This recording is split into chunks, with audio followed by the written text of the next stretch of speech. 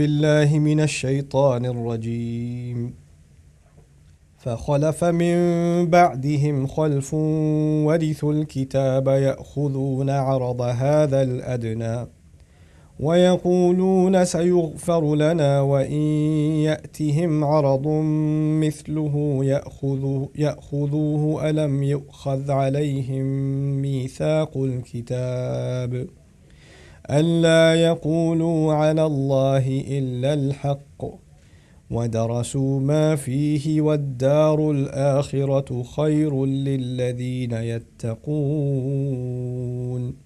أفلا تعقلون رب اشرح لي صدري ويسر لي أمري واحلل عقدة من لساني يفقه قولي فالحمد لله والصلاة والسلام على رسول الله وعلى آله وصحبه أجمعين.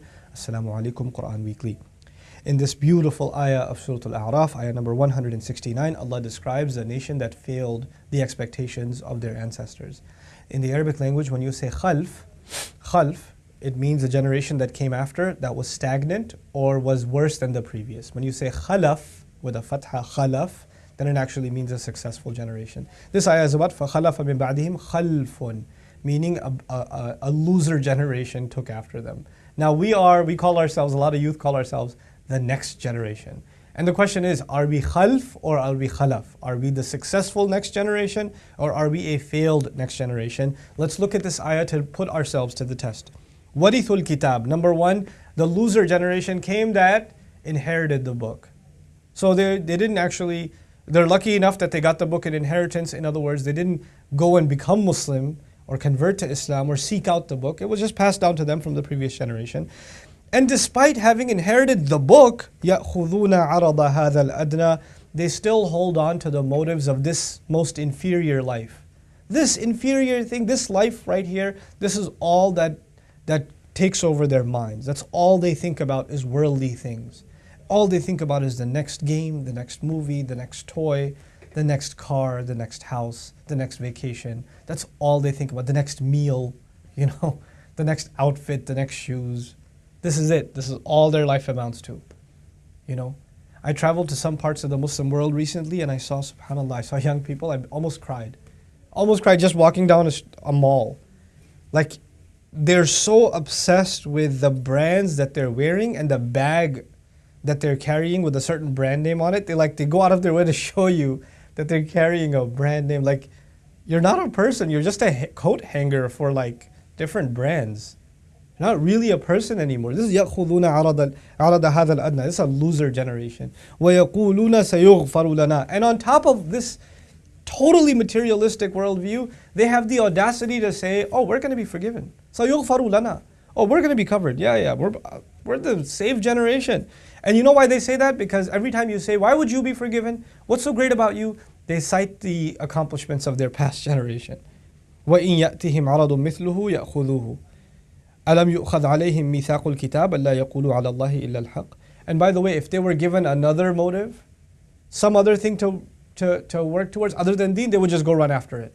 The next new trend, they would just go after it. This is the criticism of a failed generation. They're very much into the trend. They're not into what is timeless, they're into what is trendy. If something is going this way, it doesn't matter if it agrees with their principles of faith or not. They're just going to go for it, with no sense of what is right and what is wrong. A new movie comes out. Oh, it's just got a couple of filthy scenes. It's rated for language or whatever. But everybody's watching it. Come on, let's go watch it. So you don't want to hold yourself, you don't want to draw the line for yourself anywhere. This is, if they were given some other motive, they would just go grab it. أَلَمْ يُؤْخَذْ عَلَيْهِمْ مِيثَاقُ الْكِتَابِ. Aren't they under contract? That's how I'll put it in simple terms. Aren't they under contract from the book? That they're not going to be speaking except the truth on behalf of Allah? In other words, young people, the next generation, were supposed to be the outspoken, the spokespeople for Allah's book. وَدَرَسُوا مَا فِيهِ. And weren't they supposed to be the people that studied what's in the book? So the young generation will live up to the expectations of the previous, and their prayers will be fulfilled when we become a generation that wants to learn revelation, that wants to live revelation, that wants to share the message of it passionately with others. وَالدَّارُ الْآخِرَةُ خَيْرٌ لِلَّذِينَ يَتَّقُونَ. And the final home is better for people who really want to protect themselves. أَفَلَا تَعْقِلُونَ. then why aren't you thinking about it? Then don't you think? Haven't you given this any thought? You and I have to think what kind of generation we are. Are we going to be the generation that lifts our ancestors on Judgment Day? Or are we going to be the ones that drop them? I want to put this in perspective for some of you. Many of us are not from like the Arab or of Arab lineage.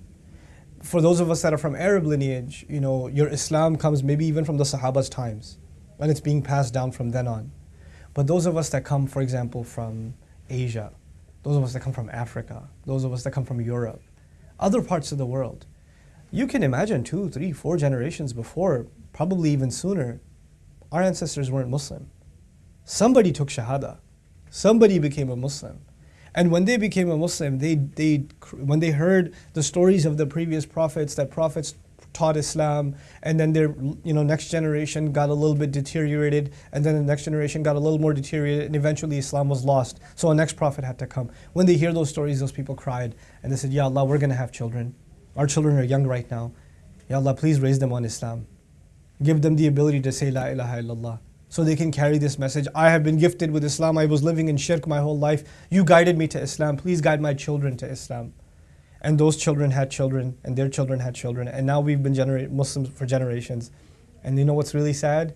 The first person way back who became Muslim in our ancestry, who left Buddhism or Hinduism or Christianity or whatever else they had, and they left that for Islam, if they could only look at what you and I are doing today, are we living up to that sacrifice and that prayer that they made?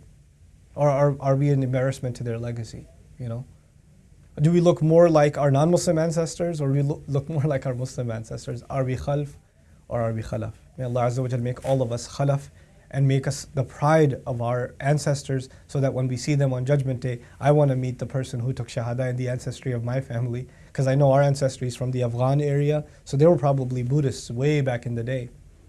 And somebody took Shahada, somebody became a Muslim, and I want to meet them, and I want to be able to say that we carried that La ilaha illallah from you. Allah Azza wa Jal made you a means. And so all the good that I do in my life and my children do kept counting towards you.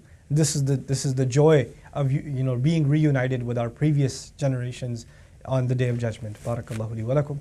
Wassalamu alaikum wa rahmatullahi wa barakatuh. Assalamu alaikum everyone. If you benefited from these reminders, please support Quran Weekly by clicking the link below.